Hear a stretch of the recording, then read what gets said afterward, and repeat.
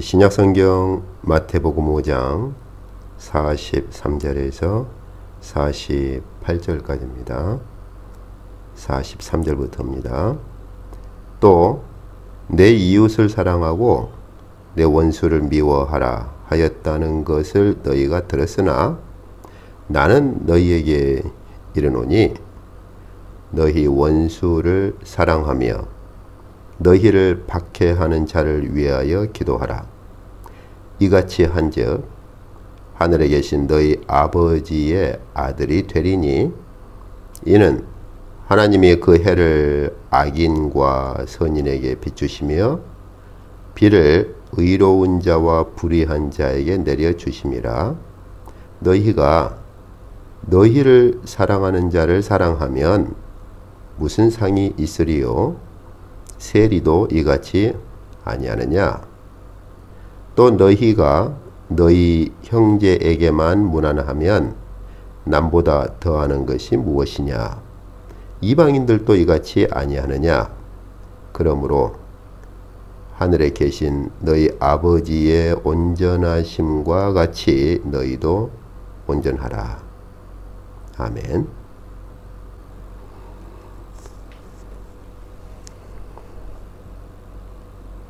이제 오늘은 저희가 산상보훈 마태복음 5장의 결론에 이제 이르러 가고 있지요. 사실 여기 그 5장 38절부터 48절까지가 사실은 한 묶음이에요. 그래서 마태복음에서는 38절부터 42절까지 하고 43절부터 48절까지 이렇게 구분을 하고 있는데 원래는 그 38절에서 48절까지가 한 묶음이죠. 누가복음을 보면은 그렇게 돼 있죠. 그래서 사실은 이 38절에서 48절까지의 그 주된 그 가르침, 이 부분 38절에서 48절까지 주께서 말씀하고자 하시는 그 가장 주는 뭐냐? 원수를 사랑하라는 것이죠. 근데 그것보다 더 큰 것은 왜 원수를 사랑해야 하느냐? 그 이유가 뭐냐면 하나님의 형상을 이루라는 거예요. 하나님의 형상을 이루어라 이렇게요. 그래서 누가복음에 보면은 누가복음 6장을 보시면 여기 27절에서 36절까지 27절에서 36절까지 누가복음에서는 분리하지 않고 27절부터 너희 원수를 사랑하며 이렇게 시작을 하죠. 그리고 너희를 미워하는 자를 선대하고 그 문맥 안에 그 말씀을 하시면서 이제 29절에 보면 이 뺨을 치거든 저 뺨도 돌려대고 겉옷을 빼앗고자 하는 자에게는 속옷도 줘라. 이 말씀이 여기에 이제 포함되어 있어요.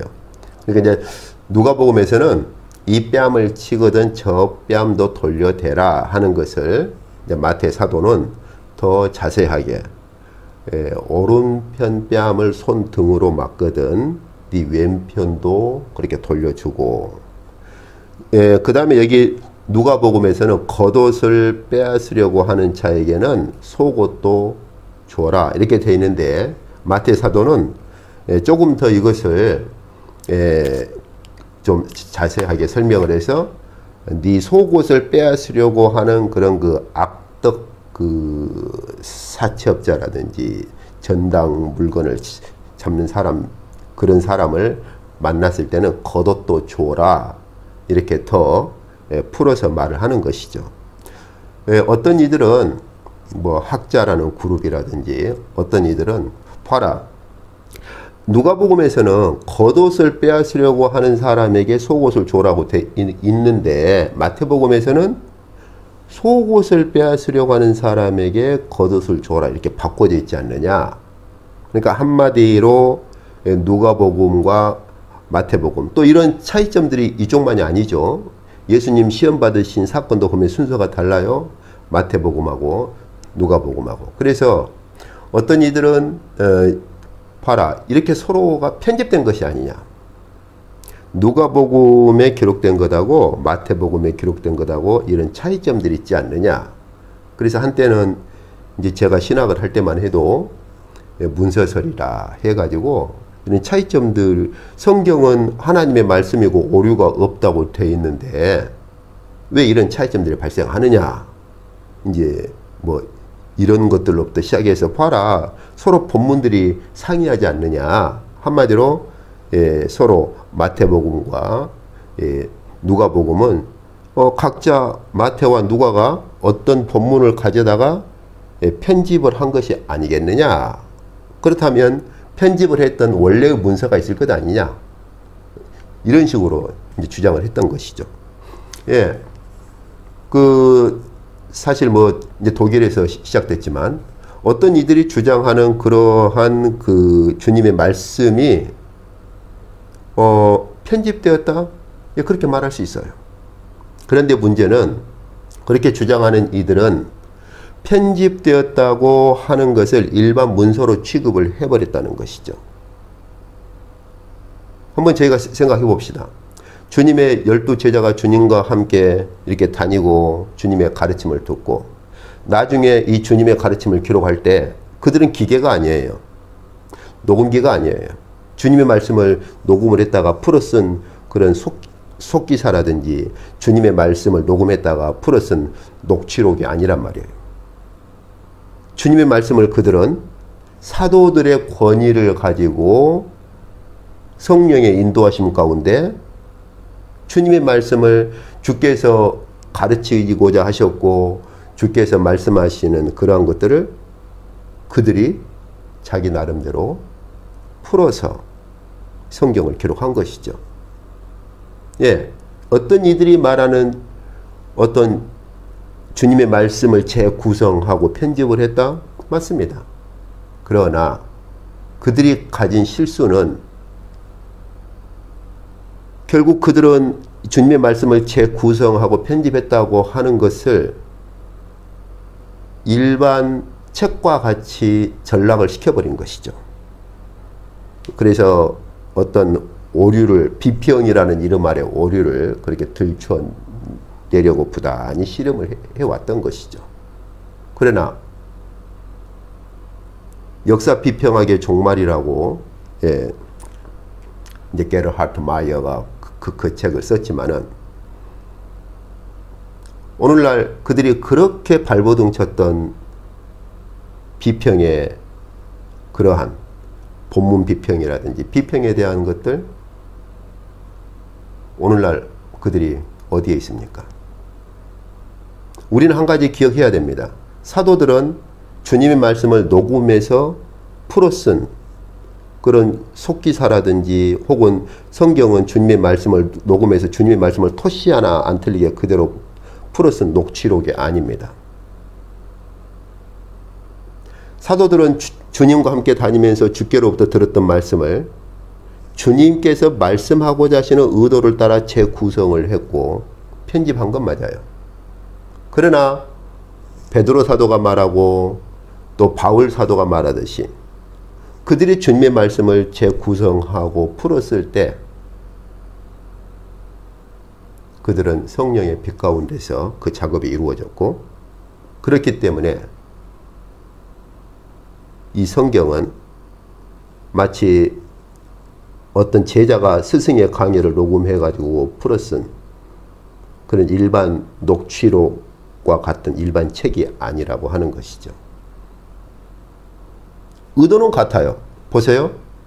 겉옷을 빼앗고자 하는 자에게 속옷을 줘라.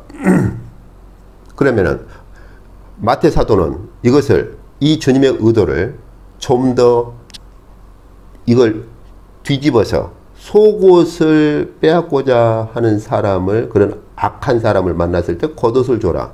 뭐가 다릅니까? 우리가 일반적으로 번역 이론을 공부하면 이제 모듈레이션이라는 게 있죠. 번역을 할 때 원저자의 글을 영어로 된 원서나 혹은 어떤 글들을 한글로 번역을 할 때 의도가 오히려 훨씬 더 잘 전달될 것 같으면은 그것을 뒤집어서 번역을 하는 것이죠. 그렇죠? 예. 그것을 우리 한글 이제 이 번역 이론에서는 우리 한글로는 뭐 뒤집어서 번역한다 그런 표현도 쓰기도 해요. 자, 가령 봅시다. 아들이 아버지의 가르침을 혹은 제자가 스승의 가르침을 뒤에 훗날 스승의 가르침을 기록한다고 할 때 스승은 너희는 이것을 꼭 하도록 해라 이렇게 가르쳤다면은 제자는 그 스승의 가르침을 조금 더 강하게 표현하기 위해서 너희는 이것을 하지 않으면 안 된다라고 그렇게 재구성을 하고 전달할 수 있는 거예요. 그럼 스승은 너희는 이것을 꼭 하도록 해라 이 말씀을 제자가 스승께서 말씀하시기를 이것을 하지 않으면 안 된다고 하셨다 이렇게 뒤집어서 이제 모듈레이션 기법을 써서 그렇게 기록했다고 한들 이 가르침이 스승의 가르침과 다르다 그렇게 말할 수 있겠어요? 하다못해 일반 번역학 이론에서도 그렇단 말이에요. 자, 주께서 겉옷을 빼앗고자 하는 사람이 있느냐? 너희 속옷도 줘라. 마태 사도는 이걸 조금 더 사도적 권위와 성경의 빛 가운데서 이걸 조금 더 이걸 뒤집어서 속옷을 빼앗고자 하는 빼앗으려고 하는 악한 사람이 만났어? 그런 악덕 사채업자를 만났어? 겉옷도 줘. 그럼 이 두 가지가 서로 다른 것입니까? 뭐가 다릅니까? 같은 거예요. 사도들의 권위가 바로 거기에 있습니다. 주님의 가르침을 주께서 말씀하신 이 가르침을 온전하게 전달할 때 주님의 가르침의 말씀을 재구성하고 편집을 할 수 있는 권위가 사도들의 권위예요. 그리고 그러한 주님의 말씀을 기록을 할 때 주님의 말씀을 재구성하고 편집을 해서 기록을 할 때 성령께서 또 친히 그 말씀에 오류가 없도록 역사하셨다는 것 또한 사도들이 말하고 있는 것입니다. 다음에 또 시간이 되면 왜 그럼 마태복음과 누가복음에서 주님께서 받으신 시험의 순서가 다르냐? 그래서 무지한 이들은 봐라. 마태복음이 맞던가 누가복음이 맞는 것 아니냐? 순서가 다르다면 어떤 것 하나가 틀린 것 아니냐? 이렇게 얘기를 하기도 했던 것이죠. 그런 것들은 무지한 이들의 어리석은 말입니다. 다음에 시간이 되면 한번 볼 것입니다만은 마태가 사용한 접속사하고 누가가 사용한 접속사가 달라요. 마태는 주님께서 시험 받으신 순서를 그대로 전달하고자 하는 접속사를 썼고 누가는 그 주님께서 시험 받으신 순서와 상관없이 어떤 시험들을 받으셨느냐를 말하고자 하는 접속사를 쓴 것뿐이에요.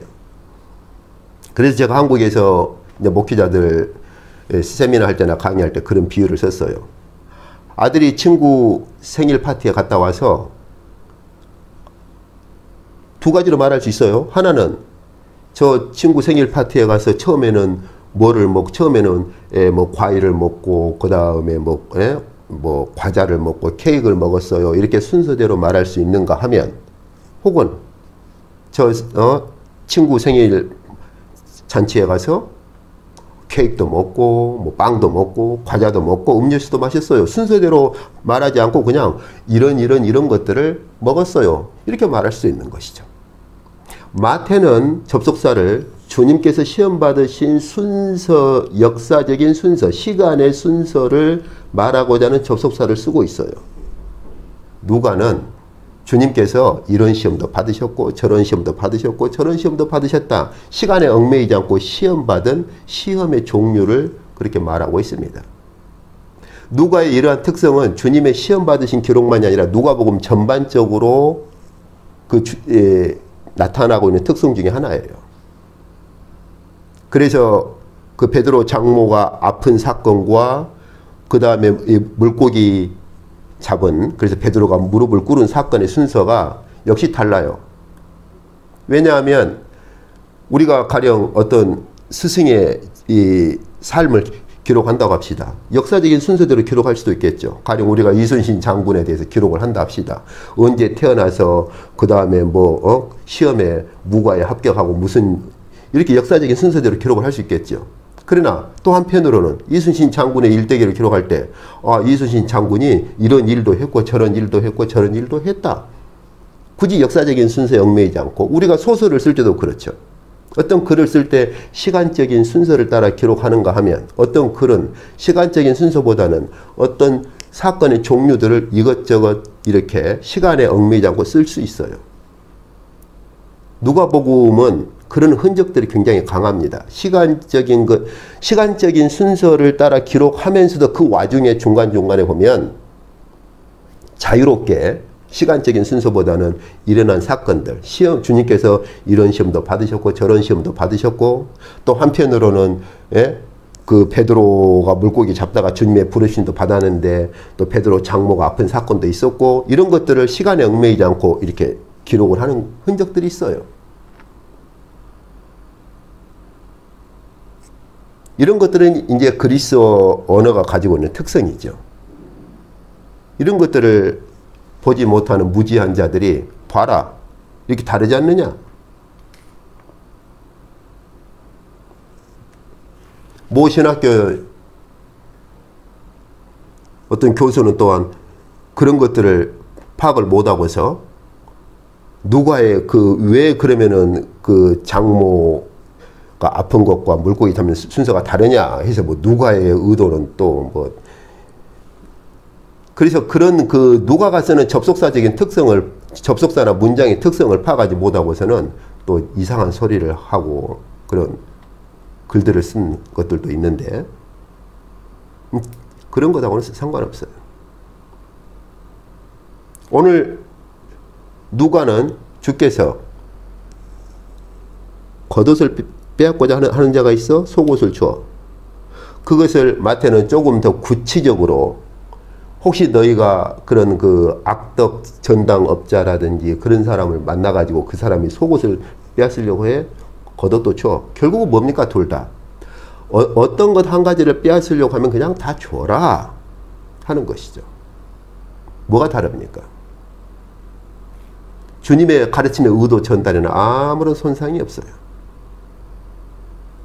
어떤 무지한 이들이 말하듯이 봐라. 이렇게 편집됐으니까 이렇게 본문이 다르고 이렇게 편집됐으니까 성경은 영감된 문서가 아니라 그냥 편집된 하나의 문서가 일반 문서가 아니겠느냐 그렇게 주장하는 것은 참으로 어리석고 무지한 그런 한 가지 견해에 불과한 것이죠. 오늘 여기 누가복음 6장 27절에서 36절까지의 그 주는 무엇입니까? 원수를 사랑하라는 것입니다. 왜 그래야 합니까? 36절에 보면은 너희 아버지의 자비로우심처럼 너희도 자비로운 자가 되어라. 하나님의 자비하심을 닮으라는 것입니다. 하나님의 자비하심을 담는 그 극치가 무엇입니까? 원수 사랑입니다. 왜냐하면 하나님께서 우리와 같은 원수를 사랑하시는 그 사랑을 하나님의 자비로우심으로 베푸셨기 때문입니다. 그래서 우리가 정말 하나님의 자비하심을 닮아서 그 하나님의 자비하심이 원수 사랑으로 나타날 수만 있다면 어느 정도까지요? 손등으로 오른편 뺨을 맞으면 왼편도 돌려댈 수 있을 정도까지. 마태 사도가 조금 더 자세히 풀어서 가르치는 것처럼 겉옷을 빼앗으려고 하는, 다시 말하면 그런 전당 잡은 옷을 마태 사도는 조금 더 구체적으로 설명하지요. 속옷, 겉옷이 아닌 속옷을 전당 잡은 그 정도로 악한 전당업자를 만나서 그 사람이 그걸 뺏으려고 할 때 겉옷까지도 줘버리라고 할 정도로까지.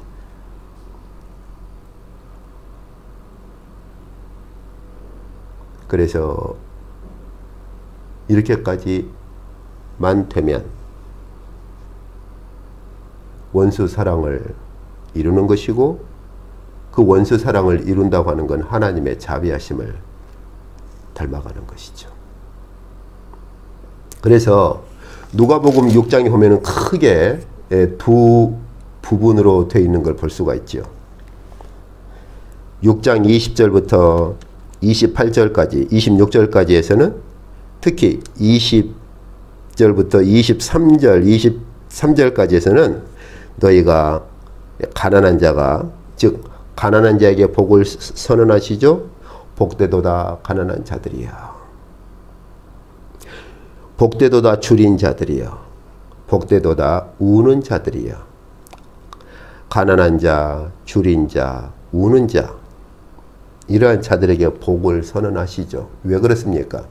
그들이 지금 하나님 나라를 이미 가지고 있고 앞으로도 하나님 나라에서 줄인 자들이 배가 부르게 될 것이고 여기서 우는 자들이 웃게 될 것이라는 것이죠. 현재 이미 하나님 나라에 들어와 있고 그러한 자들은 줄인 자들로, 우는 자들로 살아가는데, 그러한 자들이 결국에는 그들이 하나님 나라의 배부름과 하나님 나라에서 웃게 될 것이다 하는 것입니다. 그러면서 나머지 두 번째 부분이 어디입니까? 방금 읽었던 27절에서 36절까지입니다. 그러한 자들이 어떤 자들로 살아야 합니까?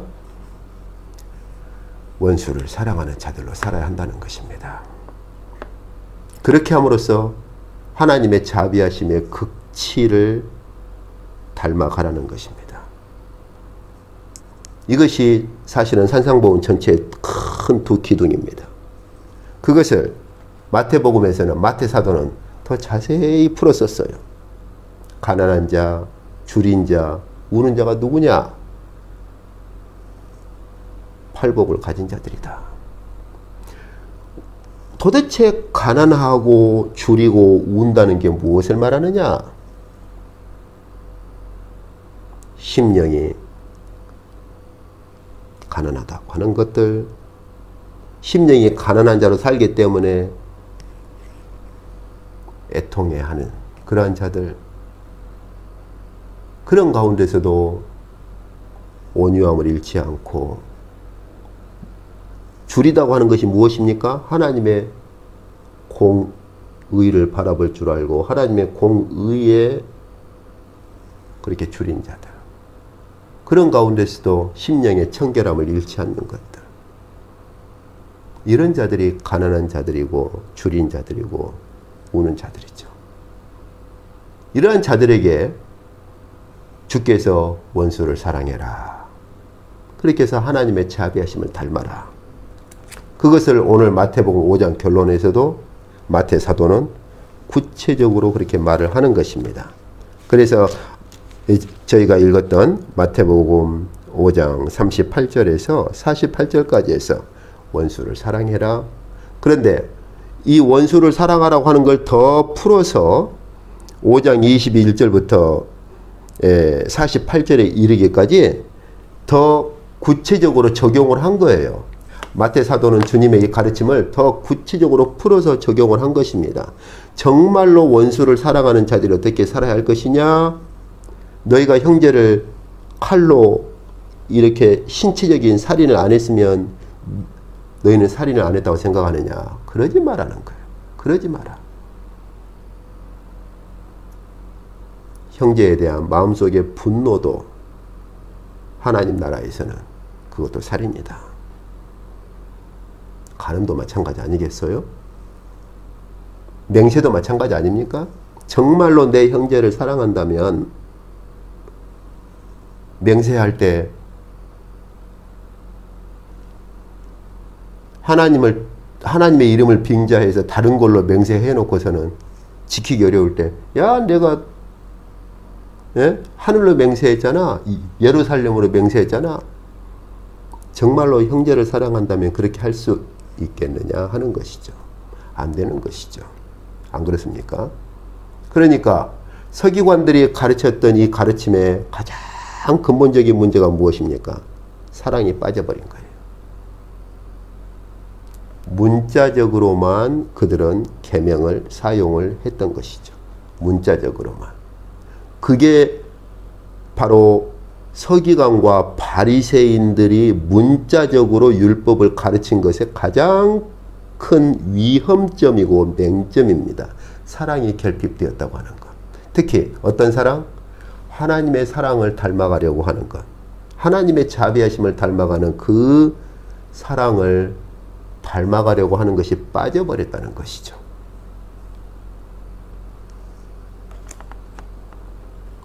그것이 바로 그 부분의 특성을 주께서 어떻게 말씀하셨어요? 이 부분을 쭉 말씀하시기 전에 마태 사도가 주님의 어떤 가르침을 미리 앞에다 둡니까? 저희가 볼 수 있는 것처럼 마태복음 5장 17절부터 20절까지 볼 수 있는 것처럼 내가 하나님의 율법이나 선지자를 없애버리려고 온 것이 아니다 라는 주님의 가르침을 여기다가 둔 것이죠. 무엇입니까? 없애버린 것이 아니라 완전하게 하려고 왔다. 즉 여기서 완전하게 한다, 성취한다, 이룬다 라고 말씀하시는 것이죠. 그래서 19절 20절에서 볼 수 있는 것처럼 만약에 이 계명 중에 지극히 작은 것 하나라도 버려버리고 그렇게 가르치는 자는 천국에서 지극히 작다 일컬음을 받을 것인데 그들이 어떤 자들이냐? 20절에서 반복하기를 서기관과 바리새인의 의로는 결단코 하나님 나라에 못 들어간다 하는 것이죠.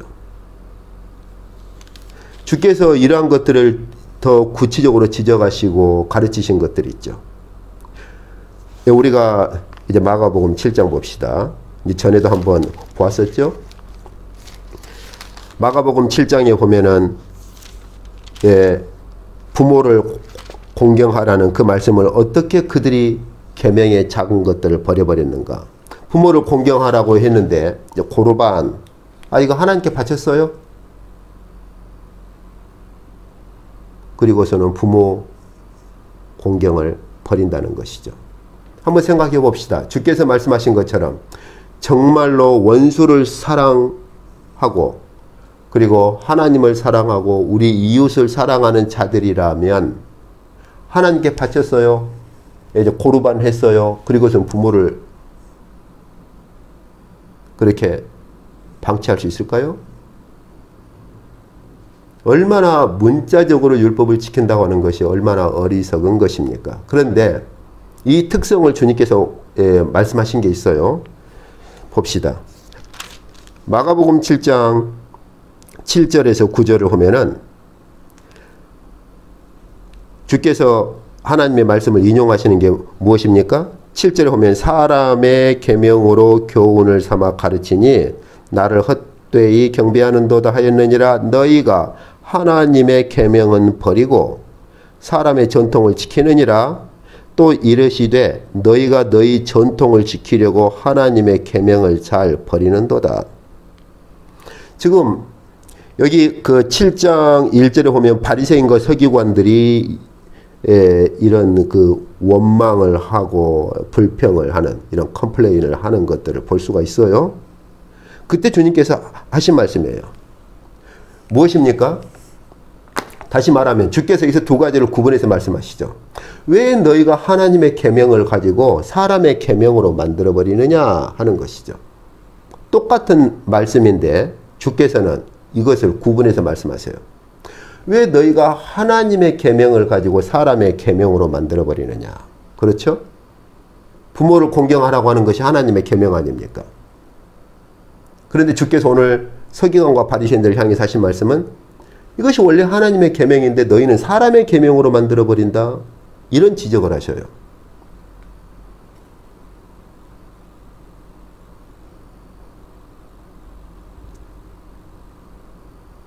무슨 말입니까?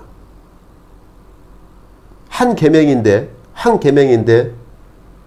그 한 계명이 어떻게 하나님의 계명이 되고 사람의 계명이 됩니까?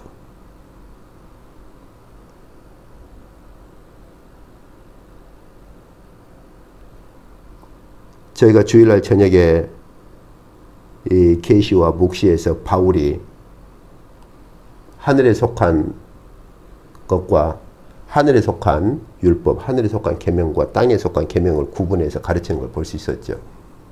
사도행전에 있는 그런 율법으로 구원을 얻을 수 있다고 주장하는 자들의 가르침을 우화적 해석을 할 때 땅에 속한 것으로, 야고보 사도도 그렇게 말하는 걸 볼 수 있었죠.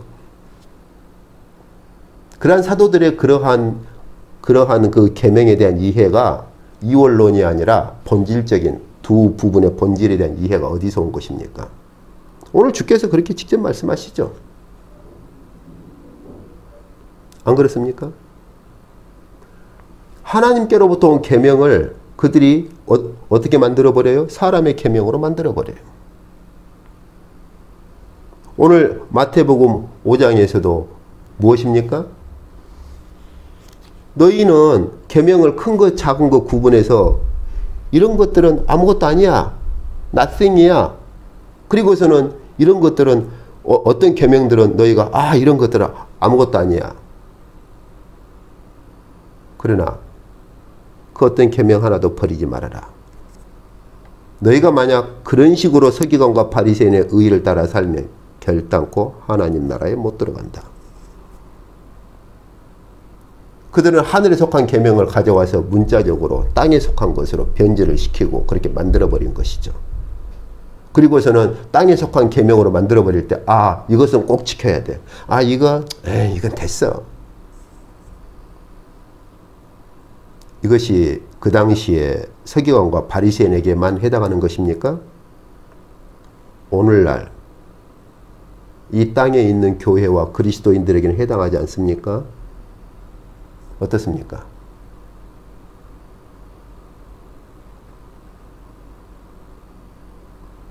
교회에서 가르침이나 어떤 그리스도인들은 그렇게 말하기도 하죠. 이것은 꼭 중요한 거야. 해야 돼요. 그거 됐어. 오늘 주께서 말씀하시는 것이 무엇입니까? 근본적으로 계명을 큰 것과 작은 것을 구분하지 않고 다 이룰 수 있는 길이 무엇입니까?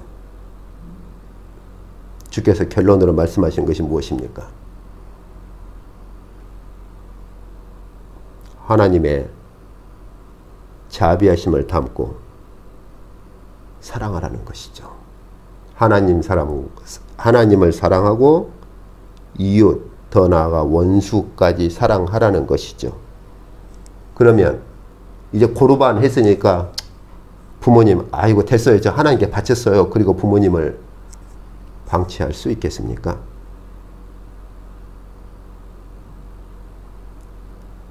어제 뉴스 그 다음에 보니까 그 어린 아동, 입양한 아동을 그 살해했던, 그래서 그 감옥에서 살해하는 모르겠어요. 이름 잘 기억 안 나는데 그 어머니라고 하는 사람이 감옥에서 쓴 편지가 보니까 누가 그것을 공개를 해버렸어요. 근데 거기 보니까 이제 감옥에 와서 전도도 하고 이것이 하나님 제가 정확한 문구는 기억 안 나지만 어쨌든 그 편지에는 보니까 기도도 하고 전도도 하고 그런 말들 그렇게 썼어요. 그러면서 무기의 징역인가를 선고받은 것 같은데, 그 편지에는 전혀 자신이 행한 그런 것에 대한 반성은 없고 오히려 이렇게 미소 짓는 그런 마크를 편지에다 쓰고 그 남편에게 보내는 편지예요.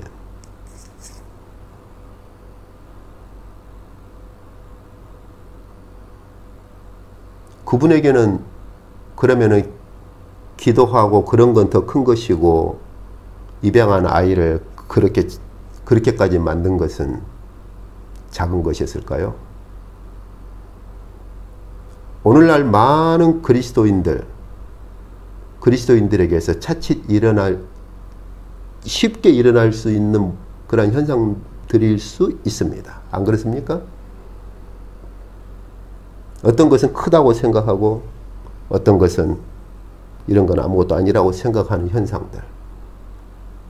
근데 그 가운데 결핍된 것이 무엇입니까? 진정으로 하늘에 속한 계명의 그 가르침의 뜻이 무엇인가? 그리고 하나님의 형상을 어떻게 이루어갈 것인가가 결핍된 것 아니겠어요? 하나님의 형상을 이루기를 소원하는 자들이라면 어떻게 입양한 아이를 그렇게 처리할 수 있겠습니까?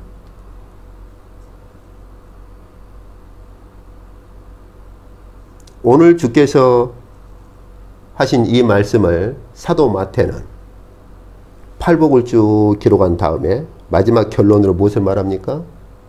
원수를 사랑해라. 누가가 가르친 것과 똑같은 것입니다. 큰 두 기둥입니다. 근데 원수를 사랑하라는 걸 자세히 풀어서 말을 하는 것이죠. 너희가 어떤 것은 크고 어떤 건 작다고 버리지 마라. 그럴 것 같으면 결탄코 천국에 못 들어간다. 원수를 사랑하는 자들로 서야 하기 때문에 너희가 살인하지 말라는 그 계명을 배웠어? 듣고 배웠어?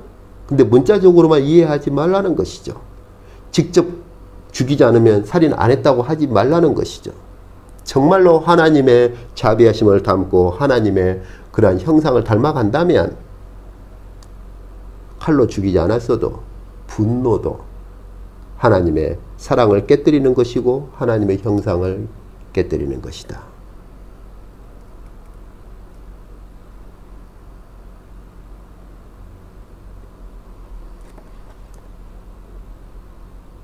오늘 저희가 말씀 본 것처럼 주님께서 말씀하고자 하셨던 것이 무엇인가를 저희는 마태복음과 누가복음에서 함께 볼 수가 있습니다. 첫 번째가 무엇입니까? 가난한 자들로 서라는 것입니다. 줄인 자들로, 우는 자들로 이렇게 서라는 것입니다. 어떻게 해야 합니까? 팔복을 가지라는 것이죠. 팔복을 가진 우리가 그러면은 어떻게 해야 합니까? 하나님의 형상을 닮으라는 것입니다. 어떤 형상입니까? 하나님의 자비하심의 극치가 나타나는 사랑을 이루라는 것입니다. 심지어 원수까지 사랑할 수 있는 그 극치에까지 이르러 가라는 것입니다. 왜 그렇습니까? 하나님께서 그렇게 하신다는 거예요. 해와 비를 악한 자와 선한 자에게 다 주시지 않느냐? 하나님께서 그렇게 하시니까 우리도 악한 자가 되었든 선한 자가 되었든 하나님의 자비하심을 닮아서 하나님의 사랑을 행하라는 것입니다. 문자적으로 하지 말고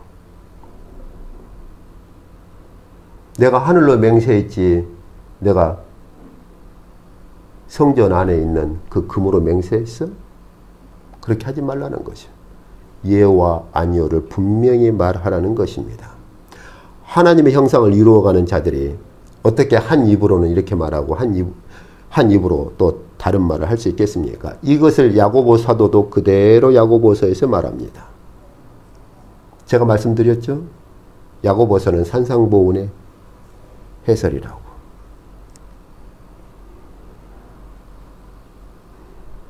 압니다.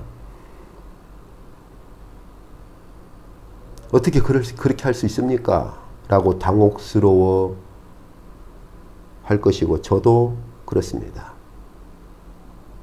제 자신도 그래요. 그러나 당혹스럽다고 해서 이 말씀을 우리가 내던져 버릴 수는 없는 것입니다. 당혹스럽고 그리고 매우 우리에게 아주 어떻게 해야 할 것인가 이런 어려움을 가져다 준다는 것도 압니다. 그러나 우리가 심령이 가난한 자들로 산다면 이것이 우리의 목표가 되어야 한다는 사실입니다. 비록 지금은 늘 하나님 앞에 부끄러움이 많고 우리가 어린아이 같으며 우리가 정말 이런저런 많은 부끄러움이 있을지라도 그러나 분명한 것은 이것이 우리 삶의 목표가 되어야 되고 아무리 세상이 어찌 변하든 우리는 이 길을 한 발자국이라도 그렇게 내딛어야 하고 이 길을 우리는 걸어야 한다는 사실입니다. 주님 재림하시면 이것이 완성될 것입니다. 이것이 하나님 나라의 완성입니다. 주님 재림하실 때 이루어지는 하나님 나라의 완성이 무엇입니까? 하나님 나라에 속한 자들은 모두가 하나님의 형상을 담는 자들로 선다는 사실입니다. 아무쪼록 주께서 저희를 긍휼히 보시고 성령으로 우리 안에 믿음의 힘을 일으켜서 우리가 하나님의 형상을 조금씩 조금씩 이루어가는 자들로 우리의 남은 생을 걸을 수 있기를 원합니다. 기도하시겠습니다.